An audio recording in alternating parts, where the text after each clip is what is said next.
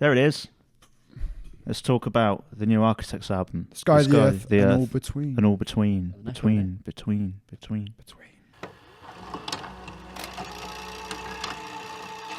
It's been Fishified. Jordan Fish has a writing credit and a producer credit on it. What do we think? It's very intriguing for me because my first point would be I really didn't like Classic Symptoms. It felt like a lot of copy and paste for me apart from a couple of songs. And so it was really refreshing for this album to be a lot more diverse. And I feel like each song, whether I liked them or not, would stand out on their own.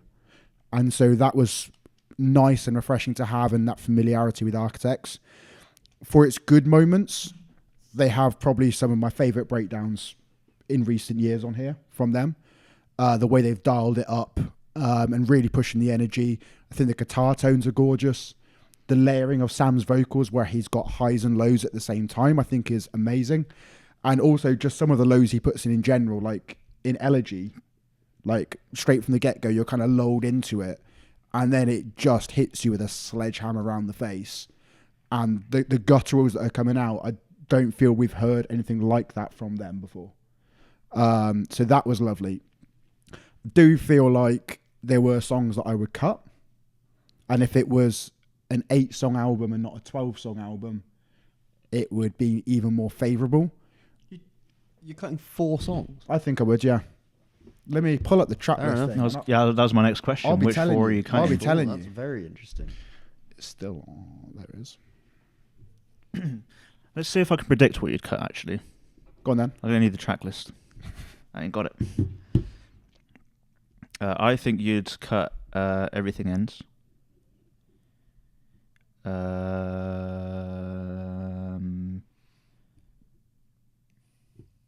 think you cut Chandelier. Yeah. Maybe Landmines. And Evil Eyes. You are correct. You are correct. You actually nailed it. Which means I wouldn't necessarily cut them, but we agree that those are the 4 weakest songs. 4 weakest songs.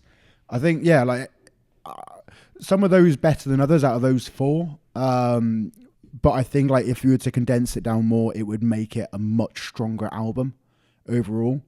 I think they've been very clever and obviously admitted themselves as well that they kind of got lost with some of their writing in the previous years. And it feels much more like this has a clearer intention of showing who Architects are as a band. And again, not as diverse as some of the bands that we may have, but they do have a lot that they can do. And I feel like this is really kind of presenting and showing all the different skills and how clever they can be with songwriting at times. But it just feels like there's parts of it that do fall a bit short for me. And you know what? I think that direction that they found has a lot to do with Mr. Fish. Mm-hmm. I don't think I'm not going to complain and say that he's like come in and changed Architects and made them Jordan Fish or turned them into like Bring Me the Horizon, because I don't think that's what's happened. There are a couple of songs on there that do feel a bit like what Bring Me the Horizon have been doing for the past 10 years, which is a shame. But I also think that there's songs on here which is just the new Architects, and is Architects like finding the kind of band they want to be now. I think to kind of almost come to terms with it and enjoy this album a lot more, I've kind of had to reset my relationship with Architects. Because I've been a fan for a long, long time. And I've kind of grew up with them being like almost like politically and like sonically in the way that they're always like angry about certain things, or at least used to be like preaching and like talking about certain topics and things in their music, and being on like, in my opinion, the right side, and the band that always wanted to be on like the right side of history, on whether it's like political differences or like things going on in the world, climate change. And I've just had to kind of take a step back and go, well, they're just not that band anymore, and that's fine. I appreciate they've been on a hiatus. Yeah, it's almost like that. And it's taken me reading an interview that Dan and Sam did recently, where they were kind of talking about how they've mellowed out, that they're not really like wasting their time on being angry at things anymore, and they're kind of like, I mean, Dan's a parent. Like, they're just kind of like, I'm not going to like scare my children by being angry at the world and like putting this like complete gloom blanket over everything now, and like, fair enough. But I with get that, they've been a band for, I can't remember when, but it's going to be at least reaching nearly on 20 years. Yeah, and of course they lost their chief songwriter as well. Yep. That's going to change a band, and I thought that was fine. I thought, For Those That Wish to Exist, I thought it was a brilliant album. That's exactly what I wanted from Architects at the time. Didn't like the last album. Again, that's fine. But instead of completely writing them off, I mean, I did kind of write them off a bit personally, but I've had to, like I said, kind of reevaluate my relationship with them and go, okay, I perhaps don't align with this band and these people like politically or morally anymore, but the music's good, and that's fine. I completely agree. I think that's exactly, especially like, I think about like the way I viewed the world at the time of like Lost Forever and All Our Gods coming out was like, I felt angry at everything that I saw in the world. And so like those albums were sort of like a good source of like comfort and outlet for like the way that I thought about things. And I think it is weird when like I again, I've watched an interview, I rewatched their Downbeat podcast on the Classic Symptoms release, and they said it, you know, they talk about it basically being like that for people was like people's medicine. People are angry, they listen to angry music, so as soon as you take that away, those people, and I think I was one of them, like I had like essentially a frustration that used to have an outlet that was gone.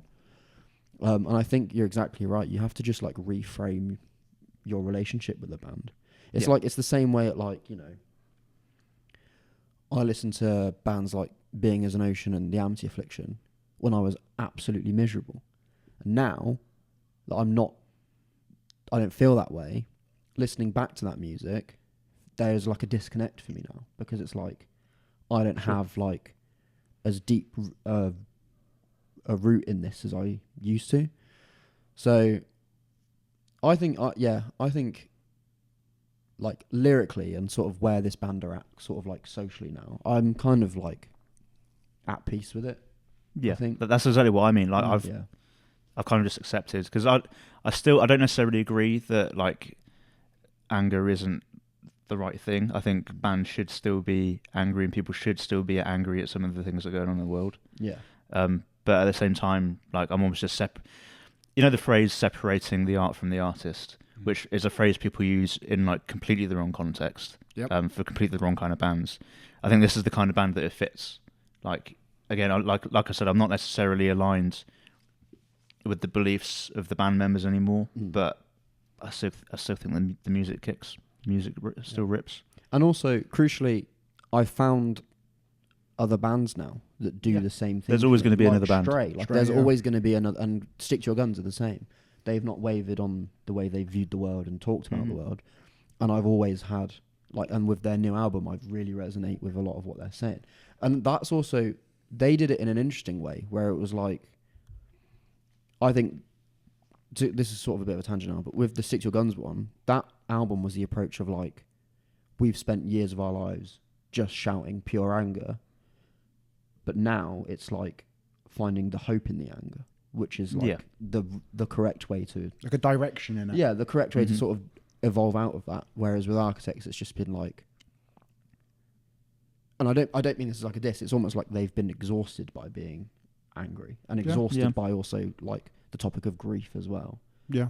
I mean, they've said in interviews, haven't they, that they don't want to be that band that kind of powers on through grief and becomes they're that band that like has the dead brother and stuff. They just want to be Architects, which is the right way to look at things. Like they should just be themselves. And like I said, I think Jordan Fish has probably helped them find themselves on this album, and I think it's agreed a good album overall.